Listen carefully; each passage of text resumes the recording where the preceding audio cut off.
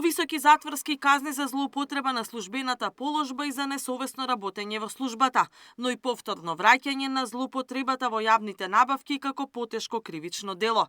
Пратеници од ВМРО ДПМН ги поднесоа измените на кривичниот законник на кои се чекаше, речиси 1 година, откако Уставниот суд побара собранието да направи корекција на казнената политика за овие дела, за кои претходната власт на СДСМ предвиде пониски казни, а со тоа и полесно застарување. Со членот 11 од предлогот се додава искористувањето на својата службена положба и овластување како дејствие на извршување на кривичното дело злоупотреба на службена положба и овластување, член 353.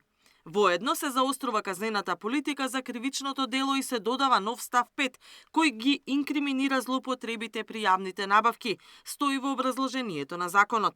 Според измените, најмалата казна која може да се добие според фамозниот член 353 за злоупотреби во службата е затвор од 6 месеци до 3 години.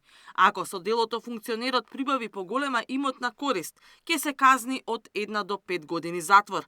Додека пак за значителна имотна корист, казните се движат до 8 години затвор.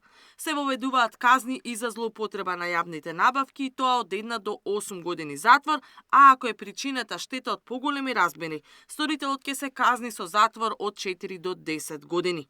Ова значи дека за застарување на делата ќе биде потребно да поминат дури и до 20 години. Со брзите измени на кривичниот законник од 23-та, за кои СДСМ доби остри критики од Брисел, казните беа сведени на најмногу до 5 години, а целосно беше избришан ставот кој се однесува на јавните набавки. Сепак и измените на власта не се целосно враќање на првичните одредби од кривичниот за членот 353, каде за потешките облици за кривични дела беше предвидена казна од најмалку 5 години, што го правеше застарувањето на делата прилично тешко. Засега опозицијата резервирана за измените негодува што не биле вратени претходните решенија што таа ги укина додека беше власт. Искрено има некои измени, меѓутоа не е вратена старата одредба како што беше. А вие сакате да се врати? Па, ако сме критикувани и ако Уставниот суд и го поништи сето тоа, треба да се врати.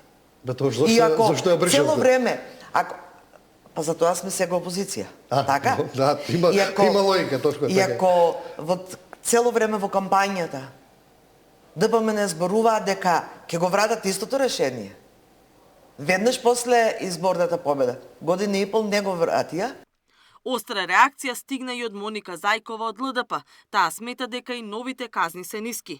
И што добивме? Слични одредби, исти проблеми. Застарувањето повторно ќе биде алиби за неказнивост. Широките описи на квалификација на делата, можности за политички прогон, особено кога обвинителството и судството функционираат по принцип разреш и замени со своји луѓе, пишува таа на Facebook.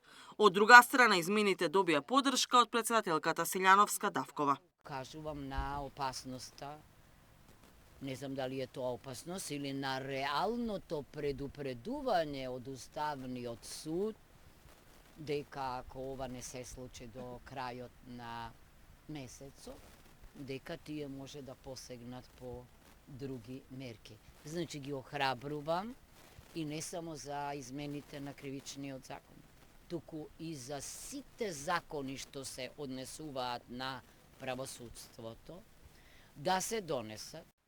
Катерина Нешкова, Сител телевизија.